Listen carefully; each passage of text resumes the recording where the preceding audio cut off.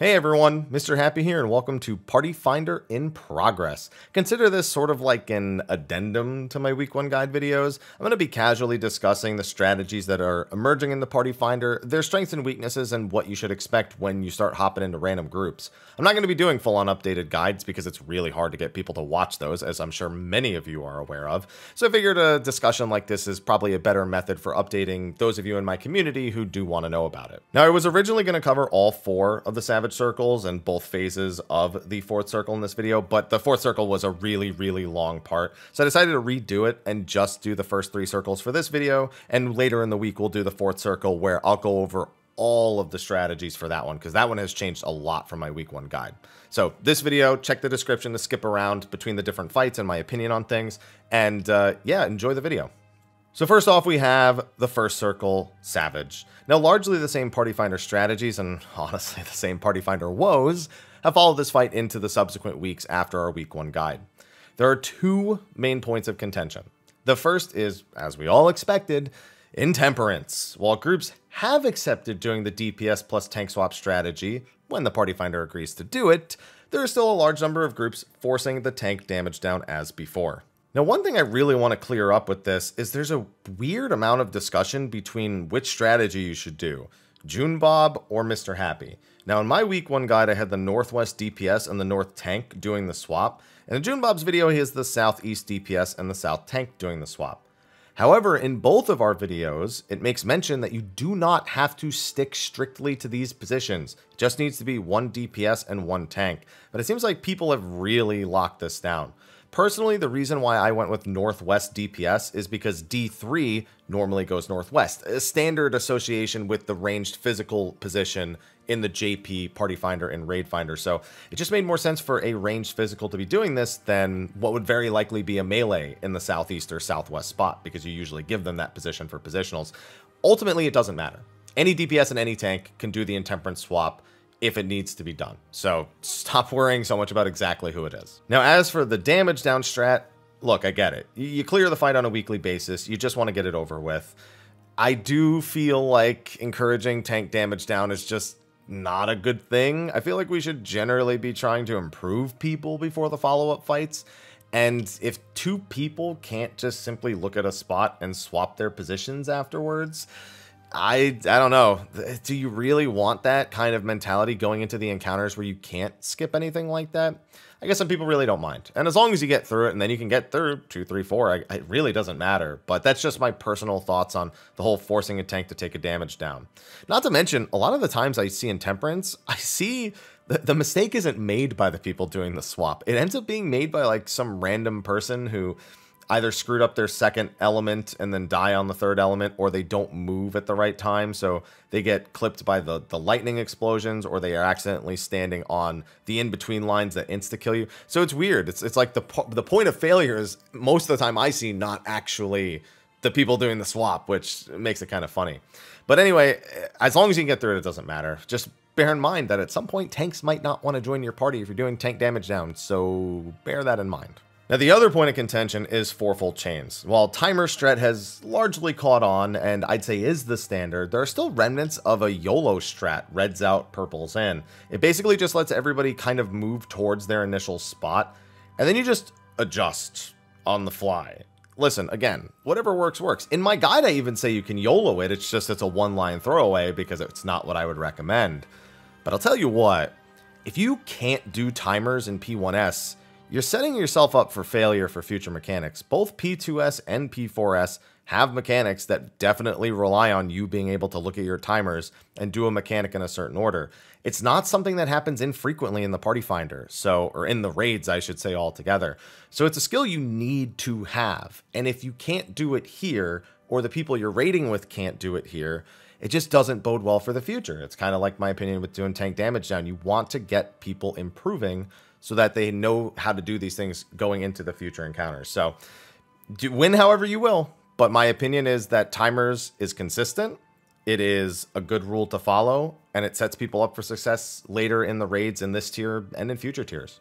And that pretty much does it for the first circle, so we can quickly talk about the second one. Honestly, the second circle I don't think we'll ever have much to say about. It's a pretty set in stone fight, so the position changes that may happen are pretty minor. They might do something to like get melees more uptime. Hampeo's Karma is a really big one where some people are trying to make it so that the melees get priority position on the 2 spots that are closest to the boss when you're doing this.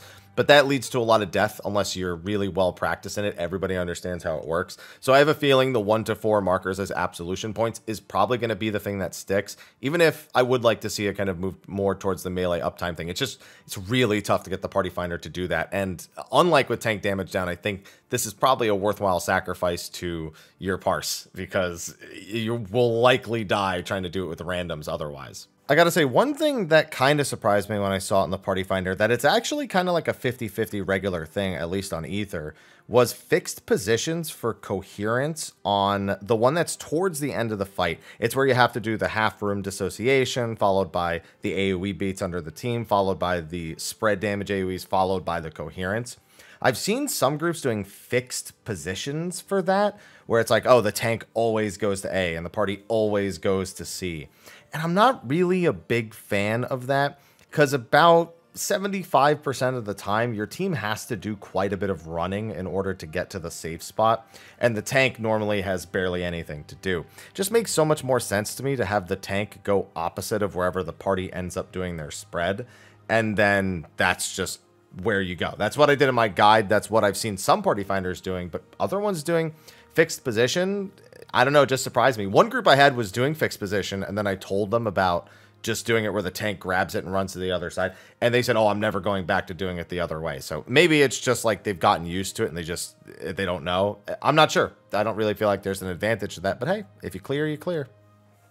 I'd also like to take a brief mention of flow number 3. Now, I don't have any sort of adjustments to this strategy, but I really just want to do a PSA. Please use all of your mitigations and personal heals that you have during the coherence cast during that last channeling overflow. Reprisals, addles. Feints are big. Don't forget, feints work on magic damage now, just not as well as addles. You also have your troubadours, your AoE shields, soils, whatever. So often I see the party finder just lose people outright to the damage here. And I think it's nerves and you're so close to the end of the fight and people just want to clear it. It's just, you got to get through. I actually did recommend tank LB3ing in the past for this, but I know that in the Party Finder, a lot of times the groups do need the DPS LB3. So I'd actually recommend DPS LB3ing as soon as you get it, and then tank LB1ing this to help with that mitigation that you may or may not already have. You really shouldn't need that extra DPS LB1 to meet the check at the end, and if you do, then that's unfortunate, but this just helps so much in the Party Finder, so please do it. All right, that's it for the second circles. Let's move on to the one I'm sure you knew I was going to spend a lot of time talking about, and that of the third circle. Honestly, most of the fight is the same. Everything up to Firestorms of Asphodelos has largely remained standard, and that's just an execution barrier. And that's good for the Party Finder, because that means that as people improve, you'll more frequently get to what are called NATO prog parties. And that's good. I'm glad that most of the fight is just proggable by improving. The only thing I am seeing a little more is that people are holding their cooldowns on the birds during the ad phase. That's because FF Logs made a change that your DPS on the site doesn't account for the ads. So if you use cooldowns on the ads, then it doesn't count towards your parse in the end. Listen, I get it. You want a decent parse, but really, if you haven't beaten the fight or you haven't progged through ads, pop your cooldowns on them. Let them die, because guess what? If you held all your cooldowns and you wiped, your parse doesn't matter anyway, so what were you holding them for? Just go ahead, use them. Now, as for Firestorms of Asphodelos, I think I've seen like more than half a dozen different strategies by now, including the one that I did week 1. But there's really like 3 that I've caught on. Now, I'm going to say this. I have opinions about these strategies. I'm not saying you can't clear with them, but I may be saying that some of them are objectively bad. So bear in mind, we have had that in the Party Finder plenty of times in the past. It's nothing new. Sometimes the Party Finder just latches on to something that it's not safe, it's not ideal, it doesn't actually even help you clear, but it is a workable strategy. So that's just what people get stuck to. So that's my disclaimer for this section right here.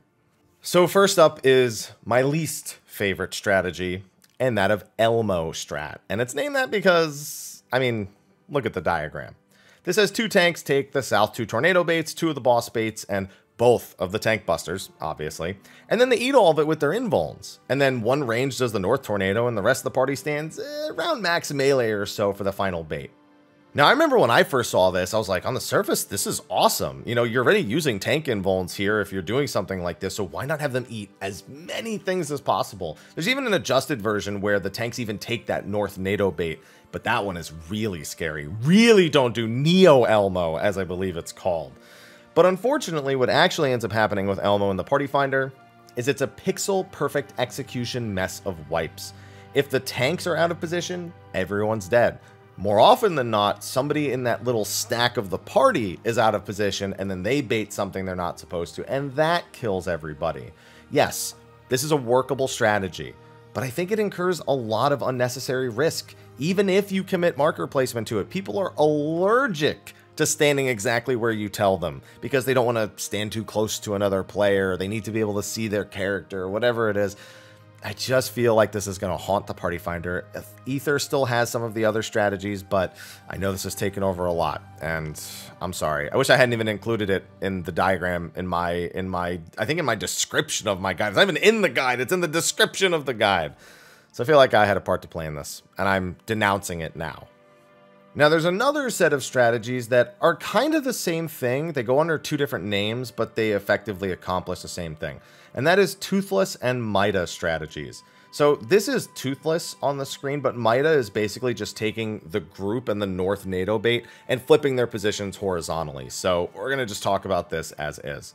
This reduces the risk that Elmo strat has by making two more players take care of those Southwest and Southeast tornado baits to completely eliminate their volatility, and then having the tank step way into the boss's hitbox to ensure that those two cleaves are not sensitive to positioning. There's no way it can target anyone but those two tanks, and then they're still invulning with the buster. So this is just this just eliminates a ton of risk. So there's no misbaits, no random deaths, and honestly, even if there is a random death with a situation like this, odds are it does not kill everybody. It maybe kills a person or two, and then you can healer LB3 or res them before the next mechanic and actually recover and continue and learn and progress. And that is such a big thing to be able to do, because some people just get through NATOs and then die immediately on the very next mechanic. So I think this is what I would prefer the Party Finder to be doing. Ether is doing Mida NATOs about 60% of the time, but I just see so much Elmo supremacy, so I'm afraid it's going to take over. And then finally, you have the JP Raid Finder / Party Finder strat in that of Eggman, named because, well, I mean, look at the diagram. I actually featured something like this, but a much uglier diagram in my original guide, with some of the positions moved around as well. It's a much more traditional way of dealing with the mechanic. Everybody does a cleave, you know, the tanks don't have to use their invulns, and that means that they can use them in a more panicky spot to stay alive, you know, just to try and make sure the group can keep progressing, can keep trying that next thing, or even make it through something where they may have screwed up at an earlier spot. It definitely seems a little scary for those 3 South DPS, but fortunately the arena gives you some pretty clear indicators on where to stand. You can see the 2 DPS on the left and the right are standing directly in front of that little golden square, the one where you drop the darkened fire in the earlier phase, and then the other person is perfectly in between them. At worst, again, if one of them screws up, it kills 2 people at most. And that's just better than everyone dying. So I don't think this will catch on in North America. I think this will probably be the JP special for the entirety of the raid tier, but keep it in mind. Maybe it will. Maybe it will catch on. Who knows? But I just really don't like Elmo. That's all I want to say about this section. All right, I think that's going to be a wrap for this video. Like I said, the 4th circle is a whole video in of itself. The Party Finder has what are called paste bin strats for that. And it's like 9 different hyperlinks of different ways to do the mechanic. And then there's other ways on top of that that aren't in the paste bins that sometimes people do. So P4S is an adventure in the Party Finder. But if you get through P3S, it's really not that bad. So I suspect you'll probably find P4S is pretty okay in the Party Finder. But with that, that's going to be a wrap for this video. Be sure to like, favorite, subscribe, and share. And stay tuned. If you have any opinions about this stuff, throw in the comment section of the video below. Just be civil. We're just stating opinions here. No need to get rash about it, as I would say. Anyway, I'll see you in the next one. Until then, take care.